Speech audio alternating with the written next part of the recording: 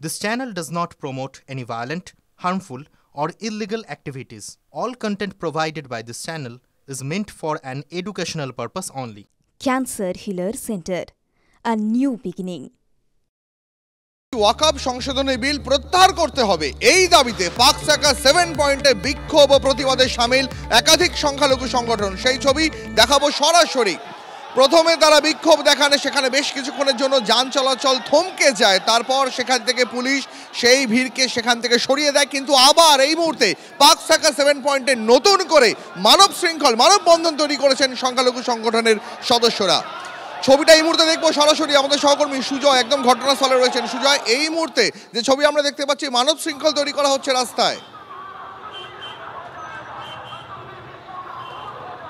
একেবারে দেখো, ওয়াকফ সংশোধনী বিল তা অবিলম্বে প্রত্যাহার করতে হবে, সেই দাবিতে পাক সাকা 7 পয়েন্টের সংলগ্ন একটি রাস্তা, সেখানে প্রথমে জনসভা করার কথা ছিল একাধিক সংখ্যালঘু মুসলিম সম্প্রদায়ের তরফ থেকে, এবং প্রথমে জনসভা হয় এবং জনসভায় একাধিক মানুষজন তারা বক্তৃতা করেন, এবং তারপর এই মুহূর্তে দেখতে পাচ্ছ পাক সাকা 7 পয়েন্ট কার্যত অবরুদ্ধ একটি রাস্তায় বসে পড়েছেন যারা ওয়াকফ বিল প্রত্যাহারের দাবিতে যারা এসেছিলেন তারা এই মুহূর্তে রাস্তায় বসে পড়েছেন, এবং বসে পড়ার পর দীর্ঘ সময় প্রায় ইতিমধ্যে 20 থেকে 25 মিনিট হয়ে গিয়েছে। পাক সাকা 7 পয়েন্টে যান চলাচল যে ব্যবস্থা তা আংশিক ব্যাহত হয়েছে। গাড়ি চলাচল করছে কিন্তু স্বাভাবিক গাড়ি চলাচল করছে না। প্রচুর পুলিশ রয়েছে, র্যাফ নামানো হয়েছে, এবং পুলিশের তরফ থেকে বারংবার অনুরোধ করা হচ্ছে যে রাস্তা থেকে অবরোধ তুলে নেওয়ার জন্য। আমার সহকর্মী দেবব্রত ছবিটা দেখাচ্ছে, আমরা দেবব্রতকে বলবো একটু বাদিকের ছবিটা দেখানোর জন্য। সেখানেও কিন্তু বহু মানুষ জড়ো রয়েছেন এবং পুলিশ রয়েছে, প্রত্যেক জায়গাতে পর্যাপ্ত পুলিশ নিরাপত্তা রয়েছে, এবং তাদের প্রত্যেকের দাবি অবিলম্বে এই ওয়াকফ সংশোধনী বিল তা প্রত্যাহার করতে হবে। যদি প্রত্যাহার না করা তাহলে আন্দোলন আরও তীব্রতর হবে।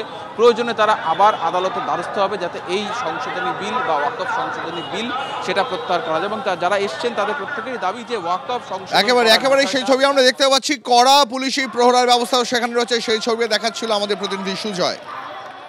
জেপিসির সামনে আমরা ইমেল করেছিলাম, প্রায় 4 কোটি থেকে 5 কোটি ইমেল এখানকার মুসলিমসরা পাঠিয়েছে। মুসলিমসরা হচ্ছে অ্যাকচুয়াল স্টেক হোল্ডার, ওয়াকফের অ্যাকচুয়াল স্টেক হোল্ডার হচ্ছে মুসলিমরা। তাদের কথা না মেনে যদি সংখ্যার জোরে যদি বিলটাকে পাস করিয়ে নেওয়া হয় তাহলে আমরা এটাকে আনকনস্টিটিউশনাল বলে মনে করছি, মুসলিম পাবলিকের উপর আক্রমণ বলে এটা আমরা মনে করি, এবং আমাদের ডিমান্ড হচ্ছে এই বিলটাকে প্রত্যাহার করতেই হবে। সুপ্রিম কোর্টে পিছলো সুবীরেশ ভট্টাচার্যের জামিন মামলা। বিচারপতি পঙ্কজ মিথাল এবং বিচারপতি এসভিএন ভাটির বেঞ্চ জানায় আগামী 3 সপ্তাহ পরে এই মামলার শুনানি হবে। এই মুহূর্তের ব্রেকিং নিউজ। শ্রাবন্তী আমাদের প্রতিনিধি আমাদের সঙ্গে রয়েছেন, আরো ডিটেইলসে জানবো। শ্রাবন্তী,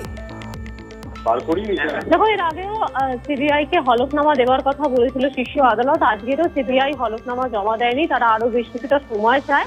তাদের সময় চাওয়ার পরিপ্রেক্ষিতে আরো 3 সপ্তাহ পিছিয়ে গেছে সুবীরেশ ভট্টাচার্যের এই জামিন মামলা। 3 সপ্তাহ পরে 29শে এপ্রিল এই মামলাটি হবার কথা রয়েছে সুপ্রিম কোর্টে।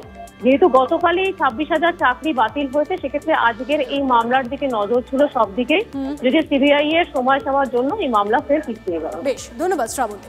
দূষণ কমাতে কৃত্রিম বৃষ্টি হবে দিল্লিতে, জানালেন দিল্লির পরিবেশ মন্ত্রী মনজিন্দর সিং সিরসা। দূষণ রুখতে একাধিক রাস্তা ভেবেছে কেন্দ্র, এই কৃত্রিম বৃষ্টি তার মধ্যে অন্যতম। আপাতত মে মাসে দিল্লির উপকণ্ঠে পরীক্ষামূলকভাবে এই কাজ করা হবে।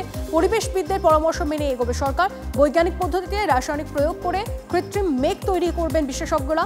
যদি পরীক্ষা সফল হয় তবে গোটা দিল্লি জুড়ে কৃত্রিম বৃষ্টি ঘটিয়ে দূষণ নিয়ন্ত্রণে আনার চেষ্টা হবে।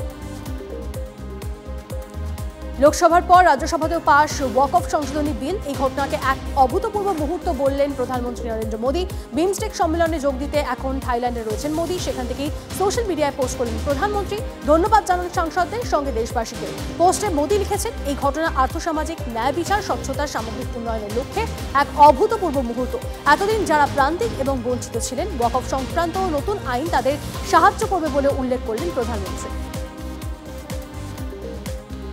পাস হয়েছে ওয়াকফ সংশোধনী বিল। বিহারের শাসক দলের চির মুখ্যমন্ত্রী নীতিশ কুমারকে পদত্যাগ পত্র পাঠিয়ে জেডিইউ ছাড়ছেন একের পর এক নেতা। এখনো পর্যন্ত 4 জন দল ছেড়েছেন। এই বিল পাস হওয়ায় লাখ লাখ জেডিইউ সমর্থক মর্মাহত। চিঠিতে লিখেছেন তারা। জেডিইউর গুলাম ঘাউস ইতিমধ্যেই ওয়াকফ বিলের বিরুদ্ধে প্রতিবাদ করেছেন। ঈদের দিন লালু প্রসাদ যাদবের সঙ্গেও দেখা করতে গিয়েছিলেন তিনি। জেডিইউ জাতীয় সাধারণ সম্পাদক গুলাম রসুল বলিভিয়াও বিরোধিতায় সরব হয়েছেন। ট্রাম্পের শুল্ক নীতির প্রভাব কিছুটা হলেও পড়ল সোনার বাজারে। দাম বেড়ে ফের নয়া রেকর্ড ছিল সোনা। গতকাল 10 গ্রাম খুচরো পাকা সোনার 24 ক্যারেটের দাম ওঠে 91,850 টাকা, বুধবারের তুলনায় 100 টাকা বেশি। এদিন 22 ক্যারেটের হলমার্কযুক্ত গয়না সোনার 10 গ্রামের দর ছিল 87,300 টাকা। সোনার দাম বাড়লেও কমেছে রূপোর দাম। 1 কেজি খুচরো রূপোর দাম কমেছে 1,750 টাকা। প্রয়াত অভিনেতা মনোজ কুমার 87 বছর বয়সে মারা গেলেন। বলিউডের প্রখ্যাত অভিনেতা পরিচালক। বহু দেশাত্মবোধক ফিল্মে কাজ করেছেন মনোজ কুমার। ভারত কুমার নামেই তাকে চিনতেন অনুরাগীরা।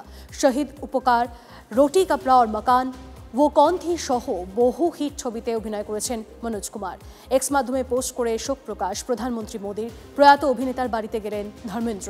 মনোজ কুমারের প্রয়াণে বলিউডে শোকের ছায়া।